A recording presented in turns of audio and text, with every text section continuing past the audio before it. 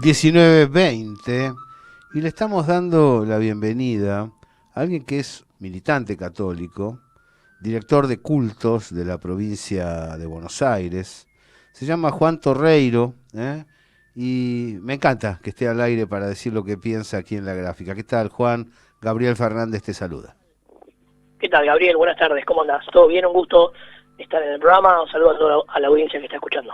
A ver, contanos tu visión inicialmente acerca del vínculo que estableces entre religión y política. Y después te voy a preguntar algo más de actualidad. Te escucho muy bajito, puede ser, no sé si está muy bajito. Estaba introduciendo el tema antes de entrar en los vaivenes del presente. Me gustaría conocer tu visión sobre el vínculo entre religión y política. Y bueno, en general, la religión y la política tienen relación porque es una de las cosas actividades que realiza el ser humano, ¿no? Un ser humano realiza su fe y también practica la política, ¿no? Que es buscar el bien común de su pueblo, de su comunidad.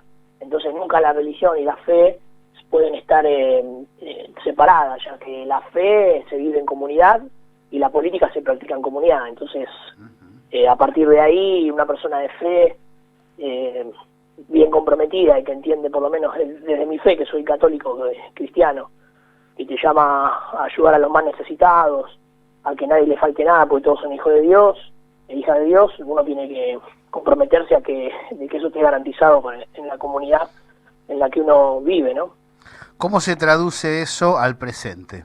A esta semana de decisiones, donde la Argentina tiene que resolver quién la va a gobernar. Y bueno, estamos en un momento crucial en Argentina, en donde me parece que, como dicen algunos, ¿no? Nunca fue tan fácil elegir, me parece a mí, y para un cristiano, un hermano que está en la fe, no puede ser difícil elegir entre una propuesta y la otra. Creo que una propuesta en la Argentina de cara al 19 propone gritos, enojos, peleas, una motosierra, romper todo, sacar la salud pública, la educación pública, y la otra propone unidad nacional, consenso, diálogo, respeto, más derechos, educación pública, salud pública, el respeto del que piensa distinto, no eliminar al otro. Entonces, me parece que los cristianos tenemos, este domingo tenemos una elección que me parece que para el que realmente vive la fe y no se deja llevar, digamos, por el odio, el rencor hacia una cosa o la otra, me parece que hay que elegir una cosa, hay que elegir dos candidatos, y me parece que los proyectos de esos dos candidatos para un cristiano está claro, ¿no? Uno hay que elegir entre la vida, la cultura de la vida, o la cultura del romper todo, y creo que en eso el cristiano tiene que elegir la vida, ¿no? La unidad, la vida, el diálogo, y creo que me parece que en estos días se fue dando claro, tanto en algunas expresiones de grupos evangélicos y católicos que, digamos, están, ¿no?, dando su visión clara hacia lo que vamos a elegir el domingo. Me interesa mucho ese perfil, Juan, porque se ha hablado bastante acerca de los orígenes de cada espacio evangélico, de su posicionamiento internacional.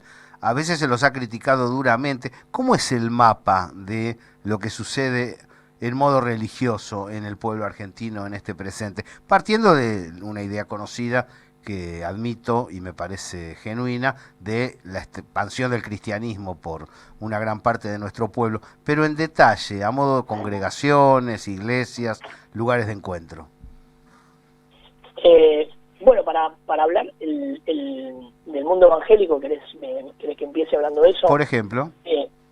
Bueno, yo no vengo del mundo evangélico, pero al ser director de culto lo fui conociendo estos años, por mi relación y mi rol institucional, para diferenciarlo con el mundo católico, que sí conozco bastante, que vengo de ahí.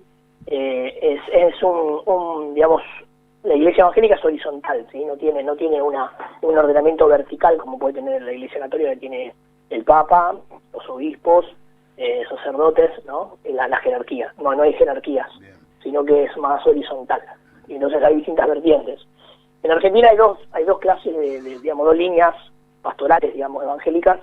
Una llegó a los comienzos del siglo XX, que fue con la inmigración, con las iglesias históricas, se le llaman, que están congregadas en una institución, la gran mayoría están congregadas en una institución, se llama FAIE, Federación Argentina de Iglesias Evangélicas, que están en iglesias, por decir una, la iglesia luterana, bueno, muchas iglesias, en las iglesias históricas. Y luego, en la década del 80, hubo otra corriente pastoral evangélica que llegó con gran movida, que es las que se llaman iglesias neopentecostales, ¿sí? Que vienen más de un origen norteamericano. Las otras son de origen europeo y las neopentecostales de la década del 80 son más de un origen norteamericano. Tienen varias diferencias, no me quiero ahondar mucho en el programa, pero hay algunas diferencias de la forma de vivir la fe, la forma teológica también de expresar la fe, pero digamos que en términos, si lo querés comparar en términos políticos, los dos están en la provincia de Buenos Aires y, digamos, no es que viste que se había corrido como un rumor de que había iglesias evangélicas apoyando a un partido o a otro, y eso no, por lo menos en la provincia donde yo trabajo, no se vio claramente eso, algo tan explícito. Y en materia católica, a ver, sí. La figura de Bergoglio, que ha caracterizado el Vaticano en todo este periodo, con su impronta tan particular y su origen conceptual, conocido por todos, ¿cómo está repercutiendo en la Iglesia argentina? ¿Cómo conduce los destinos locales y si ha logrado agrupar fieles, creyentes, laicos? ¿Cómo observas el panorama ofrecido por Bergoglio al frente de la jerarquía eclesial? Es una gran pregunta para estos momentos. Creo que, mirá, yo siempre digo que para mí Francisco lo comparo con la música, ya que estamos en la radio, y con el tango, que es argentino. Bien. Yo digo que Bergoglio es como Piazzolla. Viste que cuando tocaba la música de él decían, él no toca tango. y muchos años después se lo reconoció y dijeron, pucha, mirá la música que hacía Piazzolla, esto es un tango espectacular.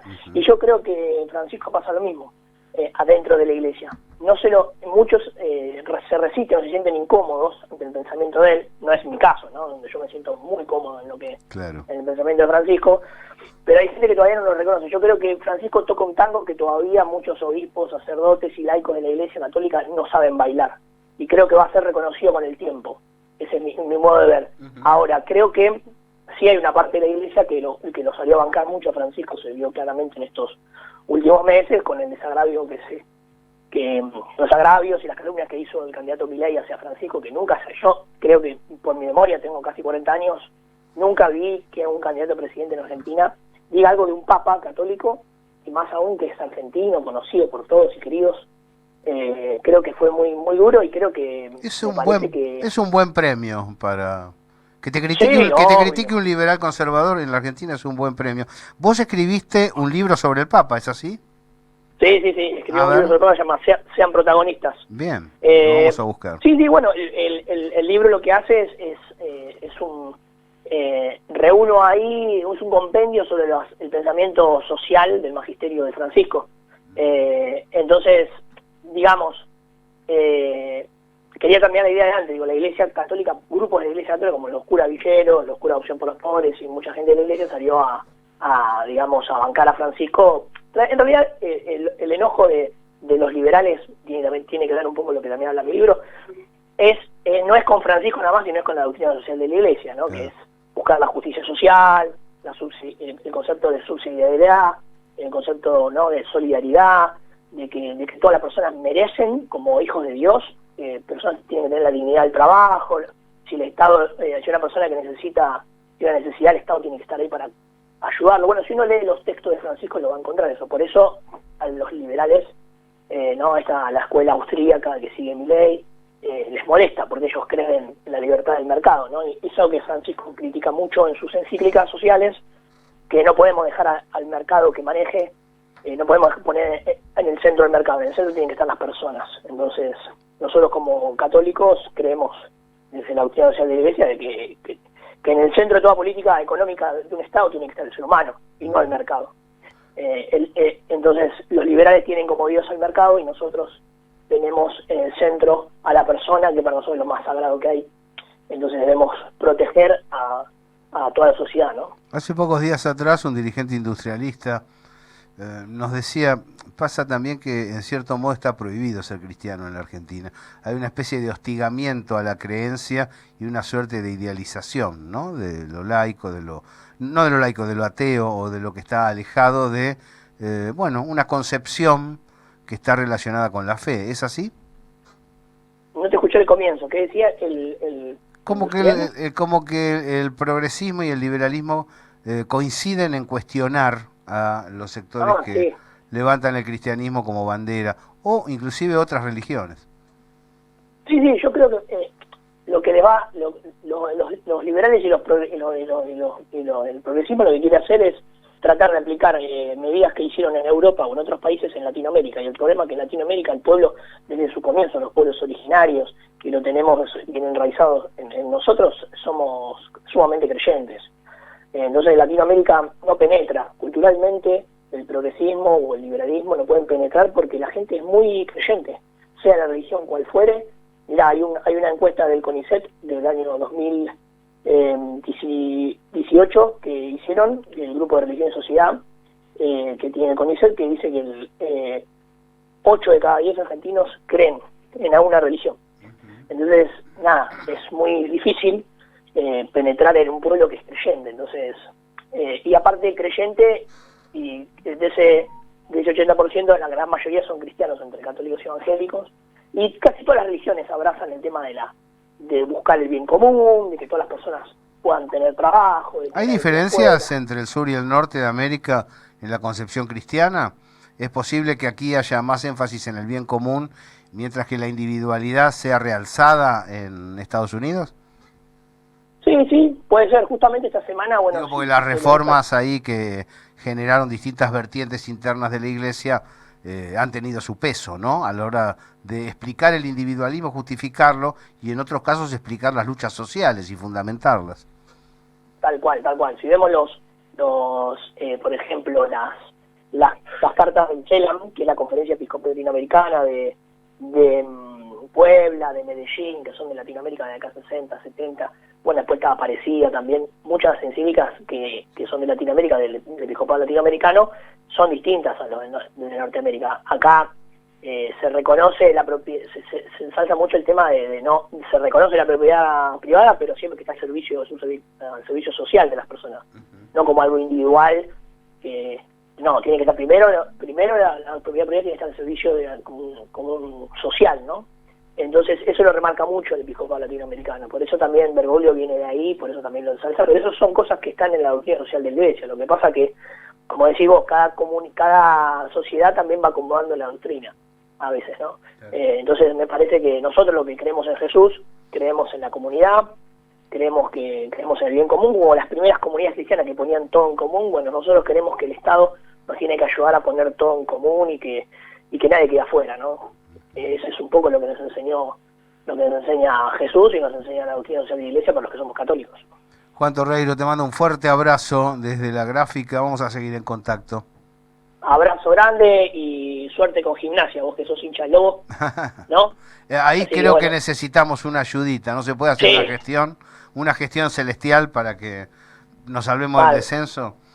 Pedimos que Gimnasia se quede en primera porque tiene grandes compañeros que son hinchas de Gimnasia y que aprecio mucho. Un abrazo grande. Fuerte abrazo, gracias. Chau.